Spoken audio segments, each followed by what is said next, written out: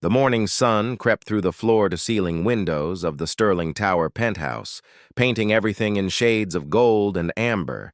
Victoria Hayes balanced on her toes, adjusting the angle of her camera phone, trying to capture the way light danced across the marble floors. She had arrived early for her cleaning shift, drawn by the magical quality of dawn breaking over the city skyline.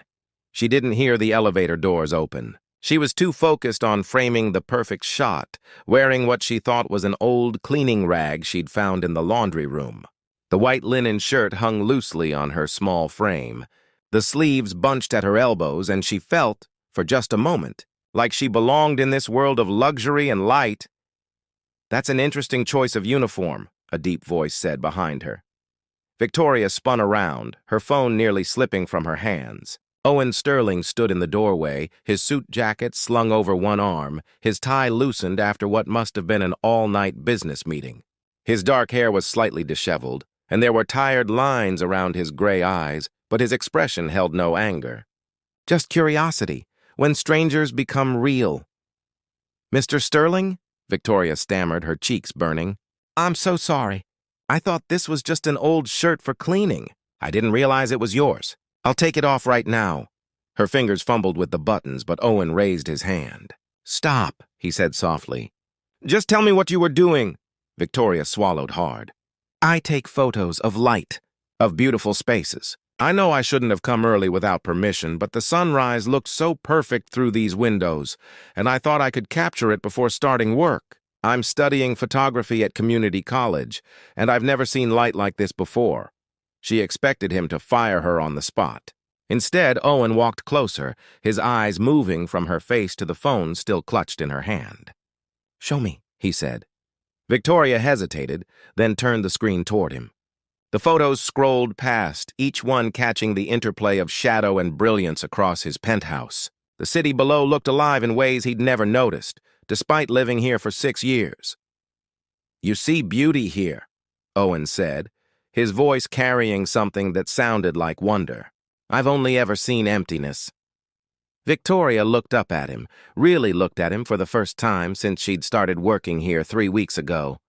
Beneath the expensive clothes and the carefully maintained exterior, she saw loneliness carved into the lines of his face. She recognized it because she carried her own version of that same weight, the shirt that changed everything. "Keep the shirt," Owen said suddenly. "It looks better on you than it ever did on me." "I can't do that, Mr. Sterling. This looks expensive, and I'm just the cleaning staff." "Owen," he corrected her, "and you're not just anything. You're someone who still sees magic in morning light. That's rarer than you'd think." Victoria felt her heart do something strange in her chest. She'd cleaned for wealthy people before, but none of them had ever looked at her like she was actually there, like she was a real person instead of a service they'd paid for. "My name is Victoria," she offered. "Everyone calls me Tori." "Victoria," Owen repeated, and the way he said it made it sound like something precious. "Tell me about your photography." They stood there as the sun climbed higher, and Victoria found herself talking about things she rarely shared. How she'd grown up in a small town in Ohio. How her mother had passed away when she was 16. How she'd come to New York with nothing but a camera her mother had given her and a dream of capturing moments that mattered. She worked 3 jobs to pay for school, and cleaning penthouses was the one that paid the best. Owen listened in a way that felt genuine. When she finished, he said, "I used to paint. Before all of this." He gestured to the penthouse around them. "My company built systems that can recognize 1,000,000 faces in seconds, but I forgot how to see what was right in front of me. Cracks in the glass." "What happened?" Victoria asked gently. Owen walked to the window, his reflection overlapping with the city beyond. "Success happened. Marriage happened and then ended. I built an empire, but somewhere along the way I stopped building a life. My ex-wife wanted the spotlight more than she wanted me. When she left, she took everything that felt warm with her, except that shirt. She bought it for me on our honeymoon, said white was too pure for someone like me. I haven't been able to throw it away or wear it since." Victoria felt tears prick at her eyes. "I'm sorry. I shouldn't have touched it." "No." Owen turned to face her. "You should have. You made it mean something again. You reminded me that beautiful things don't have to hurt." The moment stretched between them, fragile and unexpected. Victoria knew she should leave, should change and start her work, but something held her there. Owen looked like a man who'd been holding his breath for years and had just remembered how to exhale. "I should probably get to work," Victoria said finally, though her feet didn't move. "Or," Owen said, a small smile touching his lips for the first time, "you could stay for coffee. I'd like to see more of your photographs. If you're willing to share them." Victoria nodded, her heart racing. She didn't understand what was happening, but she recognized it as important. Sometimes life shifts in a single morning, in the space between darkness and dawn, in the moment when two lonely people accidentally find each other. As they moved toward the kitchen, the white shirt still draped around her shoulders, Victoria caught their reflection in the window. They looked like two people who'd been searching for something without knowing what it was, who'd stumbled into each other's emptiness and found, against all logic, a reason to stay. The city continued its endless rhythm below them. But up here, 50 stories above the world, time had slowed down, and for both of them, the future suddenly looked different than it had when the day began. 3 weeks passed like pages turning in a book Victoria never expected to read. Owen stopped staying late at the office. He started coming home earlier, sometimes arriving while she was still there, and they would talk. Not about business or cleaning schedules, but about real things. He told her about the pressure of running a company that everyone watched, about board members who saw him as a profit machine rather than a person. She shared stories about her photography classes, about the professor who believed in her work, about the tiny apartment she shared with 2 roommates where the walls were thin and dreams felt fragile. The penthouse began to change in small ways. Victoria brought in plants that needed sunlight, arranged them near the windows where they could thrive. Owen started leaving his sketchbooks out instead of hidden in drawers, and sometimes she would find fresh drawings waiting for her. Charcoal sketches of the city at night, watercolor studies of light on water. He was remembering how to create again, and it showed in everything around them. One evening, Victoria arrived to find Owen standing in the kitchen attempting to cook dinner. Smoke rose from a pan, and he looked completely lost. "I thought I could make pasta," he said, looking embarrassed. "Apparently I was wrong." Victoria laughed, the sound bright and genuine. "Move over. Let me show you how it's done." They cooked together, her teaching him the simple rhythm of garlic and olive oil, of timing and patience. When they sat down to eat at the enormous dining table that had never been used, Owen said, "This is the first real meal I've had in this place. Everything else has been takeout eaten at my desk." "That's sad," Victoria said honestly. "Food tastes better when you share it with someone." Owen met her eyes across the table. "Everything feels better when you're here." The words hung in the air between them, honest and a little frightening. Victoria felt her pulse quicken. She knew this was dangerous territory. She was the housekeeper. He was a billionaire. Their worlds didn't overlap except in this strange, temporary space they'd created. When joy becomes public, the shift happened on a Tuesday afternoon. Victoria had taken a photo in the penthouse, wearing that same white shirt that had started everything. The light had been perfect, streaming through the windows in golden columns, and she looked happy in a way she rarely captured on camera. She posted it to her private social media account with a simple caption about finding beauty in unexpected places. Her account was set to private, visible only to her 73 followers, mostly friends from back home and classmates. She thought nothing of it until her phone started buzzing uncontrollably the next morning. Messages flooded in, notifications screaming for attention. Her hands trembled as she opened the apps and saw what had happened. Someone had screenshot her photo and posted it publicly, adding their own caption that revealed where she worked and who employed her. The post had gone viral overnight.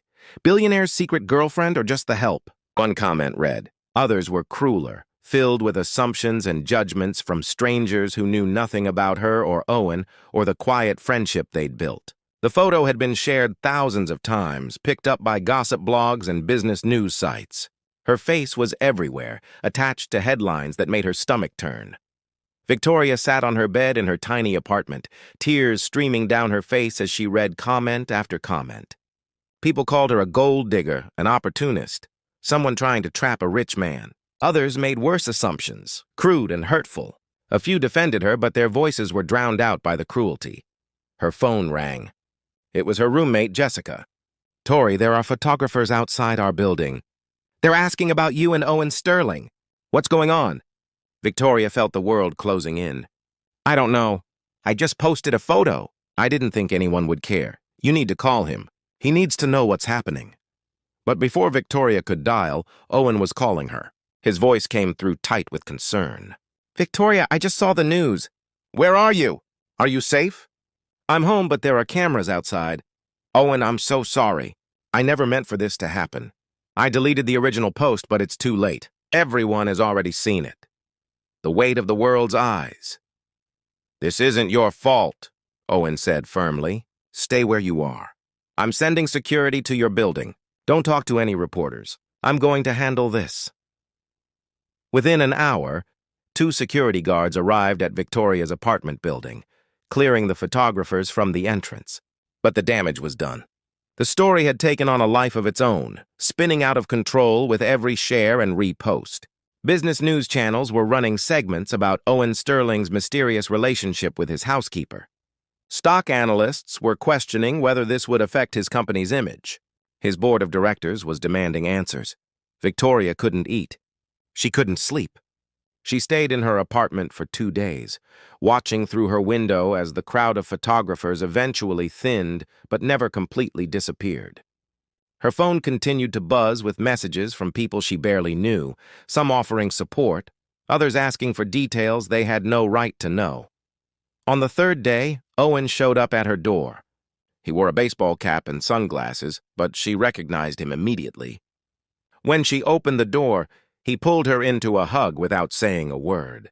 Victoria broke down in his arms, all the fear and shame and confusion pouring out. "I've ruined everything," she whispered against his shoulder. "Your reputation, your business, everything you've built." Owen pulled back, his hands gentle on her shoulders. "You haven't ruined anything. The world did what the world does. It took something beautiful and tried to make it ugly. But I won't let that happen. Not to you. Not to us." "There is no us," Victoria said, though the words felt like lies.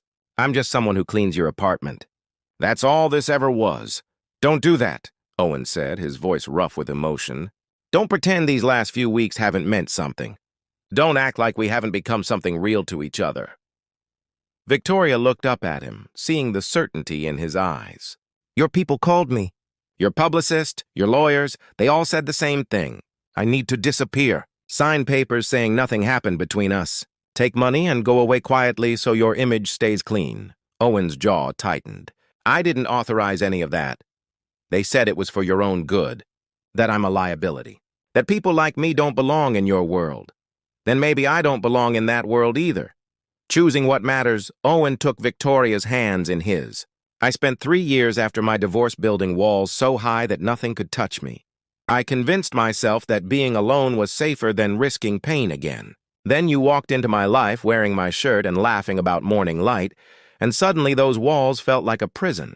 You reminded me what it feels like to be human, to want something more than success, to care about someone beyond what they can do for you." "But the whole world is watching now," Victoria said. "Every move we make will be analyzed and judged. Is that really what you want?" Owen smiled, and it reached his eyes in a way that made him look younger. "I've spent my entire adult life worrying about what people think. Building the right image, saying the right things, maintaining control over every detail. And you know what?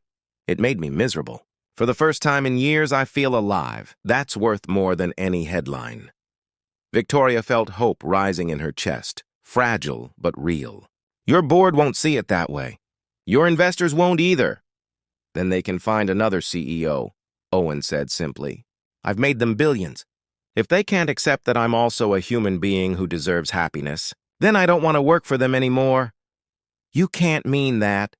I've never meant anything more." Owen cupped her face in his hands.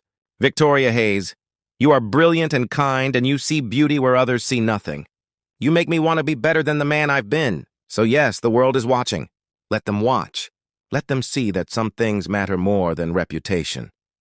Tears spilled down Victoria's cheeks again, but this time they felt different, lighter somehow. I'm scared, she admitted. So am I, Owen said. But I'm more scared of losing this. Of losing you. Of going back to that empty penthouse and pretending I don't know what warmth feels like anymore. Victoria leaned into him, and they stood there in her small apartment, holding each other while the world buzzed and speculated beyond the walls. Outside, cameras might be waiting, headlines might be forming, but in this moment, none of that mattered as much as the choice they were making together. To be seen, to be real, to risk everything for something that felt true.